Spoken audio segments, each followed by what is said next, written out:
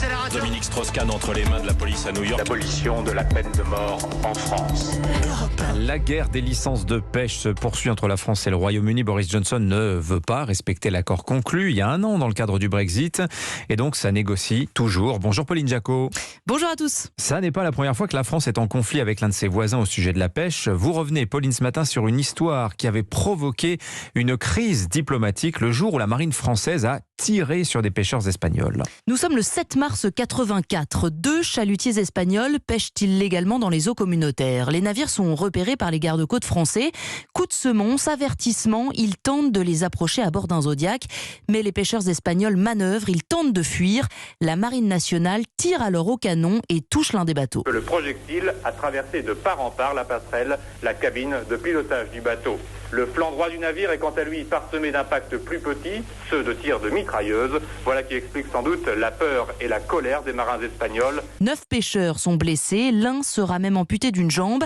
Les Français ont tiré pour nous tuer, accusent certains. Estamos vivos porque Dios a querido que estamos vivos. Ils sont vivants parce que Dieu l'a voulu qu'ils soient vivants, parce qu'ils ont tout fait pour les tuer tous. Alors qu'en France, le gouvernement dénonce des mœurs de pirates, en Espagne, l'émotion est immense. L'incident est dramatisé à outrance.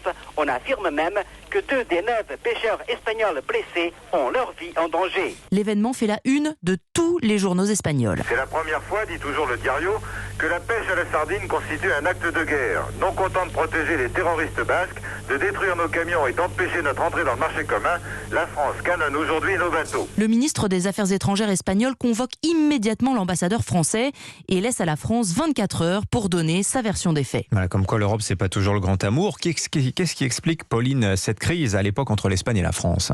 À l'époque, on estime qu'un tiers environ de la flotte espagnole pêche illégalement dans les eaux communautaires. Le navire touché avait déjà été sanctionné 37 fois. Le golfe de Gascogne est à ce moment-là le théâtre de véritables batailles navales. Des gourdins et des bouteilles de bière, on est passé à la carabine. L'année dernière, un agent du contrôle maritime de La Rochelle a été jeté à la mer.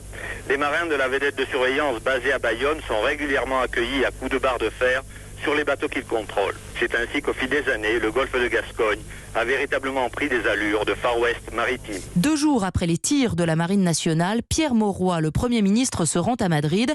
Le conflit se réglera partiellement par un marché. La France s'engage dans la lutte contre le terrorisme et l'entrée de l'Espagne dans le marché commun. L'Espagne, elle, promet de mieux contrôler ses pêcheurs. Voilà, cette entrée de l'Espagne dans l'Europe, c'est en 86 que ça se produira. On a donc quand même évité ce jour-là, Pauline, un divorce politique entre les deux pays. Diplomatiquement, oui, mais sur le terrain, le conflit continue. Manifestation flagrante de l'ultra-sensibilité du sujet de la pêche. Des commandos basques vont brûler des camions français. Des pêcheurs espagnols bloqueront des véhicules à la frontière. Et le consulat de France à Valence sera vandalisé. Ambiance donc. Merci Pauline Jacot. À suivre sur Europe 1.